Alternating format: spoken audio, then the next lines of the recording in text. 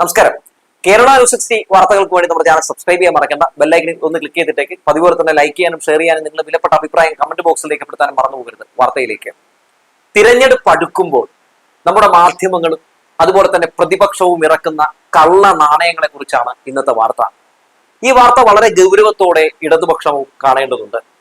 വളരെ ഗൗരവത്തോടെ ഇത് കണ്ട് തിരിച്ചറിഞ്ഞ് അത്തരം കള്ള നാണയങ്ങളെ തുറന്നു കാട്ടാനുള്ള നടപടികൾ സ്വീകരിക്കേണ്ടതുണ്ട്. അതായത് നിലമ്പൂർ ഉപതെരഞ്ഞെടുപ്പ് നടക്കുന്ന സമയം ഏറ്റവും കൂടുതൽ മാധ്യമങ്ങളിൽ നിറഞ്ഞു നിന്ന മുഖങ്ങൾ ആരുടെയൊക്കെയായിരുന്നു? ആദ്യത്തെ മുഖം മിനിയുടേത്, രണ്ടാമത്തെ മുഖം ബിന്ദുവിന്റേത്. അതെ, ആശാവർക്കർമാരുടെ എന്ന പേരില്, ആശാവർക്കർമാരെന്ന പേരില് അവിടെ സമരം ചെയ്തിരുന്ന, സെക്രട്ടേറിയറ്റിന് മുൻപിൽ സമരം ചെയ്തിരുന്ന സൂസിമാരുടെ മുഖമാണ് നമ്മളൊക്കെ മാധ്യമങ്ങളിൽ ഏറ്റവും കൂടുതൽ കണ്ടുകൊണ്ടിരുന്നത്. ഞങ്ങൾക്ക് ഓണറേറിയം വർദ്ധിപ്പിക്കുന്നില്ല, ഞങ്ങളെ സർക്കാർ വേട്ടയാടുകയാണ് എന്നൊക്കെ പറഞ്ഞല്ലേ ഇവർ അവിടെ സമരം നടത്തിയിരുന്നത്. ശേഷം നിലമ്പൂരിൽ ഉപതെരഞ്ഞെടുപ്പിൽ ഇടതുപക്ഷ സ്ഥാനാർത്ഥിക്ക് വോട്ട് ചെയ്യരുതെന്ന് പറഞ്ഞ് കളത്തിലിറങ്ങിയപ്പോൾ ഇവരെ ആരാണ് ഓടിച്ചത്? ആശാവർക്കർമാരല്ലേ, യഥാർത്ഥ ആശാവർക്കർമാർ. 916 ആശാവർക്കർമാരാണ് ഇവരെ ഓടിച്ചത്. അതിനുശേഷം ഇവർ ഇത്തരം പ്രഹസനവുമായി വേറെ അങ്ങോട്ടേക്കും പോയിട്ടില്ല. ഇവർ അവരുടെ സെക്രട്ടേറിയറ്റിന് മുമ്പിൽ ഉണ്ടാക്കിയിട്ടുള്ള മാളത്തിനകത്ത് തന്നെയാണ് പിന്നീട് നമ്മൾ കണ്ടിട്ടുള്ളത്. രാഖി രാമാനമാണ് അന്ന് ഇവിടുന്ന് പോയിരുന്നുള്ള കാര്യം മറന്നു പോകരുത്. ഇലക്ഷൻ കഴിഞ്ഞു, അവിടെ UDF സ്ഥാനാർത്ഥി ജയിക്കുന്ന സാഹചര്യം ഉണ്ടായി. ശേഷം ഇപ്പൊ എവിടെയാണ് മിനിയും ബിന്ദുവും ഈ ആശാവർക്കർമാരും ഒക്കെ? ഇപ്പൊ എന്തേ പഴയതുപോലെ ഈ ആശാവർക്കർമാരുടെ സമരം മാധ്യമങ്ങൾ റിപ്പോർട്ട് ചെയ്യുന്നില്ലേ?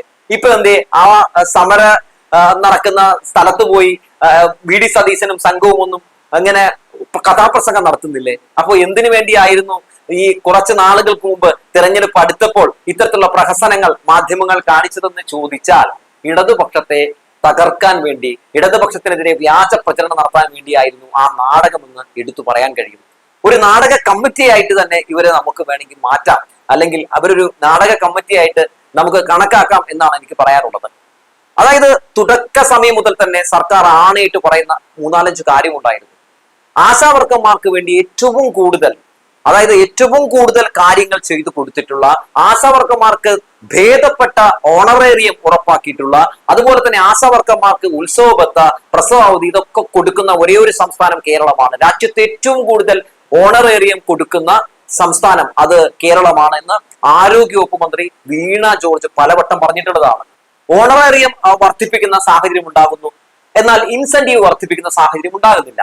ആരാണ് ഇൻസെന്റീവ് വർദ്ധിപ്പിക്കേണ്ടത്? കേന്ദ്രമാണ് ഇൻസെന്റീവ് വർദ്ധിപ്പിക്കേണ്ടത്. എന്നാൽ ഇൻസെന്റീവ് എന്തുകൊണ്ട് വർദ്ധിപ്പിക്കുന്നില്ല എന്നതിനെ പറ്റി ഇവിടെ ഒരു മാധ്യമവും ചർച്ച ചെയ്തില്ല. 21,125 ആശമാരാണ് മൊത്തത്തിൽ കേരളത്തിലുള്ളത്. എന്നാൽ കേരളത്തിൽ ഇത്രയും ആശമാരുണ്ടായിട്ടും എന്തുകൊണ്ടാണ് അവിടെ ആശാവർക്കർമാരുടേതെന്ന പേരിൽ സമരം ചെയ്തപ്പോൾ അതിന്റെ പകുതി പോലും, 1% ആൾ പോലും അങ്ങോട്ടേക്ക് പോകാത്തത് എന്നതിനെ പറ്റിയും ഒരു മാധ്യമവും ഇവിടെ ചർച്ച ചെയ്തില്ല. അതെന്തുകൊണ്ടാണെന്ന് ചോദിച്ചിട്ടുണ്ടെങ്കിൽ ആശാവർക്കർമാർ ഈ സർക്കാരിന് കീഴിൽ വലിയ സന്തോഷത്തിലാണ്, സന്തോഷമായാണ് അവർ സേവനം ചെയ്യുന്നത് എന്നുള്ളതാണ്. ഇനി മറ്റൊരു പ്രധാനപ്പെട്ട കാര്യം കൂടിയുണ്ട്. അതായത് ഈ ആശാവർക്കർമാർ എന്ന് പറയുന്ന വിഭാഗമുണ്ടല്ലോ, അവർ ആരുടെ ആളുകളാണ്? അവർ കേന്ദ്രാവിഷ്കൃത പദ്ധതിയിലുള്ള ആ സ്കീമിലുള്ള ആളുകളാണ്. എന്നിട്ട് പോലും സംസ്ഥാന സർക്കാർ ഇവരതാ ഇങ്ങനെ ചേർത്ത് നിർത്തി അവർക്ക് വേണ്ടതെല്ലാം ഉറപ്പാക്കി കൊടുത്തു എന്നുള്ളതാണ്. ഇനി ഇൻസെന്റീവ് വർദ്ധിപ്പിക്കാൻ വേണ്ടി വലിയ തോതിൽ തന്നെ ഇവിടെ സംസ്ഥാന സർക്കാർ ഇടപെട്ടിട്ടുണ്ടെന്നേ.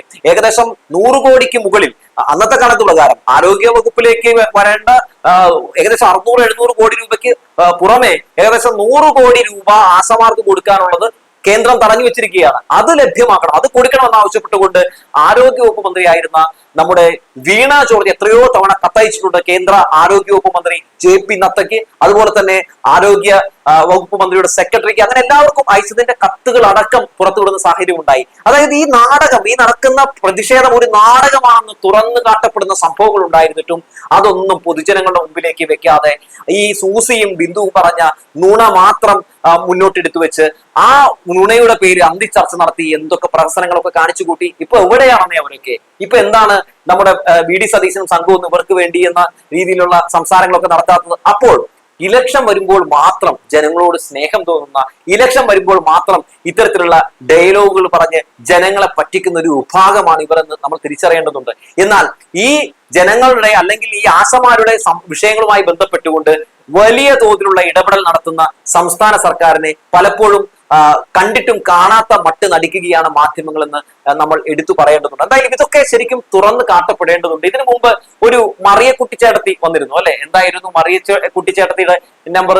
ചേട്ടത്തി ഒരു ചട്ടിയുമായിട്ട് രംഗത്തേക്ക് വന്നു. മറിയ കുട്ടിച്ചേട്ടത്തിനെ ചട്ടി മറിയാമെന്ന് ഞാൻ വിളിക്കില്ല കേട്ടോ. ചേട്ടത്തി ഇങ്ങനെ വരുന്നൊരു സാഹചര്യം ഉണ്ടായി. ലക്ഷ്യം എന്തായിരുന്നു? ലക്ഷ്യം ഇത് തന്നെയായിരുന്നു. ചേട്ടത്തി വലിയ തോതിൽ തന്നെ പെൻഷൻ കിട്ടുന്നില്ല എന്ന് പറഞ്ഞ് രംഗത്തേക്ക് വന്നു. എന്നാൽ പെൻഷൻ മേടിക്കുന്ന ലക്ഷക്കണക്കിന് ആളുകളിൽ ഏതെങ്കിലും ഒരു 10 പേരെങ്കിലും ആ ചേട്ടത്തിന്റെ ഒപ്പം വരുന്ന സാഹചര്യം ഉണ്ടായില്ല. 64 ലക്ഷം ആളുകൾ ഇവിടെ പെൻഷൻ മേടിക്കുന്നുണ്ട്. ഒരാൾ പോലും രംഗത്തേക്ക് വന്നില്ല. എന്തുകൊണ്ടാണ്? അവർക്കറിയാം അവരുടെ സർക്കാർ കറക്റ്റ് ആയിട്ട് പൈസ തരുമെന്ന്. UDF ഭരണകാലത്ത് ഈ പറയുന്ന ആശമാർക്ക് ഓണറേറിയം കറക്റ്റ് ആയിട്ട് UDF കൊടുക്കുന്നുണ്ടായിരുന്നു? ഇല്ലല്ലോ. അതായത് തുച്ഛമായിട്ടുള്ള ഓണറേറിയം പോലും കൊടുക്കുന്ന സാഹചര്യം ഉണ്ടായിരുന്നില്ല. അത് കിട്ടുന്നതിന് വേണ്ടി അന്ന് സമരം ചെയ്തത് ഈ സൂസിമാരൊന്നുമല്ല, CPM ആണ്. CPM സമരം നടത്തി ആ പൈസ മേടിച്ചു കൊടുക്കുന്ന സാഹചര്യം ഉണ്ടായി. ഇന്ന് തന്നെ നമ്മുടെ ഇവരുടെ ഓണറേറിയം എത്രയായിട്ടാണ് വർദ്ധിപ്പിച്ചിട്ടുള്ളത്? ഏകദേശം 13,500 രൂപ വരെ ഓണറേറിയം മേടിക്കുന്ന ആളുകൾ ഇന്ന് നമ്മുടെ കേരളത്തിലുണ്ട് എന്നുള്ളതാണ്. ഈ സർക്കാർ അധികാരത്തിൽ വന്ന ശേഷം പെൻഷൻ എത്ര രൂപയായിട്ടാണ് വർദ്ധിപ്പിച്ചത്? 1600 രൂപയായിട്ട് വർദ്ധിപ്പിച്ചില്ലേ? ഇനിയപ്പോൾ അത് 2500 രൂപയായിട്ട് വർദ്ധിപ്പിക്കാനായിട്ട് ഒരു ശ്രമം നടത്തുന്നുണ്ട് എന്ന് മനസ്സിലാക്കിയപ്പോൾ അതുപോലും മുടക്കാൻ വേണ്ടി ശ്രമം നടത്തുകയല്ലേ ഇവിടുത്തെ BJP-ക്കാരും UDF-കാരും ഒക്കെ. അപ്പോ ഇവിടെ നമ്മൾ തിരിച്ചറിയേണ്ട ഒരു കാര്യമുണ്ട്. അതായത് ഓരോ സമയത്തും തിരഞ്ഞെടുപ്പ് വരുമ്പോൾ ഓരോ ആളുകൾ ഇതുപോലെ വരും. അവർ വന്നിട്ട് എന്താണ് ചെയ്യുന്നത്? അവർ ഇത്തരത്തിലുള്ള പ്രഹസനങ്ങൾ കാഴ്ചവെക്കും. ആ പ്രഹസനങ്ങളുടെ പുറത്ത് മാധ്യമങ്ങൾ എന്ത് ചെയ്യും?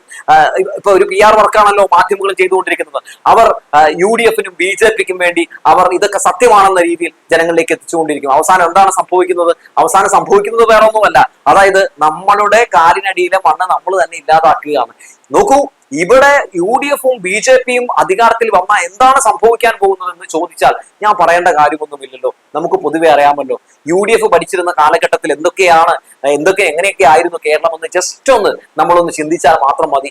LDF ഭരിക്കുന്ന കാലഘട്ടത്തിൽ വികസനങ്ങളുടെ വലിയൊരു നമുക്ക് നേട്ടങ്ങളുടെ വലിയൊരു പട്ടിക, വലിയൊരു രീതിയിലുള്ള അത്തരത്തിലുള്ള ഒരു മികവ് നമുക്ക് കാണാൻ സാധിക്കുന്നുണ്ടെങ്കിൽ UDF-ന്റെ ഭരണകാലത്ത് കമ്പ് കുത്തിയാൽ അല്ലെങ്കിൽ എവിടെയെങ്കിലും ഒരു കോല് കൊണ്ടേ കുത്തിയിട്ടുണ്ടെങ്കിൽ വികസനം വരുമെന്ന് പറഞ്ഞ് ശിലാഫലകങ്ങൾ കൊണ്ടുപോയി സ്ഥാപിച്ച് നമ്മളെ പറ്റിക്കുകയായിരുന്നില്ലേ? അങ്ങനെ എത്ര പദ്ധതികളാണ് വെറുതെ ഈ ജനങ്ങളെ പറ്റിച്ചുകൊണ്ട് ഇപ്പൊ നടപ്പിലാക്കും എന്നൊക്കെ പറഞ്ഞ് നമ്മളെയൊക്കെ അടുത്തേക്ക് വന്ന് ഇവർ പറഞ്ഞിട്ടുള്ളത്. അപ്പോ LDF സർക്കാരിനെ ഇല്ലാതാക്കിയിട്ടുണ്ടെങ്കിൽ ഇവിടെ സംഭവിക്കാൻ പോകുന്ന 2 കാര്യങ്ങൾ കൂടി മനസ്സിലാക്കേണ്ടതുണ്ട്. ഒന്ന്, LDF ഇല്ലാതായിട്ടുണ്ടെങ്കിൽ BJP ഇവിടെ വലിയ തോതിൽ തന്നെ വരുന്ന സാഹചര്യം ഉണ്ടാകും. BJP-ക്ക് കേരളത്തിൽ പടർന്ന് പന്തലിക്കാൻ കഴിയും. അപ്പോ അത്തരത്തിലുള്ള സന്ദർഭത്തിലേക്കാണ് കൊണ്ടുപോകാൻ വേണ്ടിയാണ് ഇവിടെ UDF-ഉം ശ്രമം നടത്തുന്നതെന്ന് പറയാതെ വയ്യ. നോക്കൂ, UDF ഭരിച്ചുകൊണ്ടിരുന്ന, കോൺഗ്രസ് ഭരിച്ചുകൊണ്ടിരുന്ന പല സംസ്ഥാനങ്ങളും എങ്ങനെ BJP-യുടെ കൈകളിലേക്ക് പോയി. ഇങ്ങനെ തന്നെയാണ് അവർ BJP-യുടെ കയ്യിലേക്ക് ആ സംസ്ഥാനങ്ങൾ പിടിച്ചു കൊടുത്തത്. അതേ രീതിയിൽ കേരളവും പിടിച്ചു കൊടുക്കാനുള്ള പല ശ്രമങ്ങളും നടന്നുകൊണ്ടിരിക്കുകയാണ്. ഇപ്പൊ തന്നെ ഈ വോട്ടുള്ള വിഷയവുമായിട്ട് ബന്ധപ്പെട്ടുകൊണ്ട് തന്നെ എല്ലാവരും ഒറ്റക്കെട്ടായി നിൽക്കണമെന്ന് ആവശ്യപ്പെട്ടുകൊണ്ട് രാഹുൽ ഗാന്ധി ഒരു പട നയിക്കുമ്പോൾ നോക്കൂ, മുനീറിനെ പോലുള്ള ആളുകളൊക്കെ അത് തകർക്കാൻ വേണ്ടി, മുസ്ലിം ലീഗൊക്കെ ആ ഒരു ശ്രമം, ആ ഒരു നീക്കം, BJP-ക്കെതിരെയുള്ള ആ നീക്കം തകർക്കാൻ വേണ്ടി ഏതൊക്കെ രീതിയിലുള്ള പല സംഭവങ്ങളുമായിട്ടാണ് രംഗത്തേക്ക് വരുന്നത്. ഈ വോട്ട് കൊള്ള എന്ന വിഷയത്തിൽ BJP-യെ പ്രതിസ്ഥാനത്ത് നിർത്തിക്കൊണ്ട് BJP-യുടെ പൊള്ളത്തരങ്ങൾ പൊളിച്ചു കാണിക്കുമ്പോൾ ഇന്ത്യ മുന്നണിക്കകത്ത് തന്നെ വിള്ളലുണ്ടാക്കാൻ വേണ്ടി മുസ്ലിം ലീഗൊക്കെ നടത്തിക്കൊണ്ടിരിക്കുന്ന നീക്കങ്ങൾ കാണാതെ പോകരുതെന്ന് പറഞ്ഞു വെക്കുകയാണ്. എന്തായാലും ഇതൊക്കെ വളരെ വ്യക്തമായി തന്നെ ജനങ്ങളുടെ മുമ്പിൽ എത്തിക്കാനും തുറന്നു കാണിക്കാനും ഒക്കെ CPM-ന് കഴിയണം. വരുന്ന ആളുകളിൽ അത് കഴിയണം. കാരണം തദ്ദേശ തെരഞ്ഞെടുപ്പ്, നിയമസഭാ ഇലക്ഷനും ഒക്കെ വരികയാണ്. അതുകൊണ്ട് ഏറെ ശ്രദ്ധയോടെ ഇത്തരം കാര്യങ്ങളെ കാണേണ്ടതുണ്ട്. അതായത് തെരഞ്ഞെടുപ്പ് അടുക്കുന്നതിന് മുമ്പ് തന്നെ ഇത്തരം കാര്യങ്ങൾ തുറന്നു കാട്ടപ്പെടേണ്ടതുണ്ട്. തെരഞ്ഞെടുപ്പ് അടുക്കുമ്പോൾ ഇപ്പോൾ വരും പുതിയ പല അവതാരങ്ങൾ എന്ന് പറഞ്ഞു വെച്ചുകൊണ്ട് നിർത്തുകയാണ്.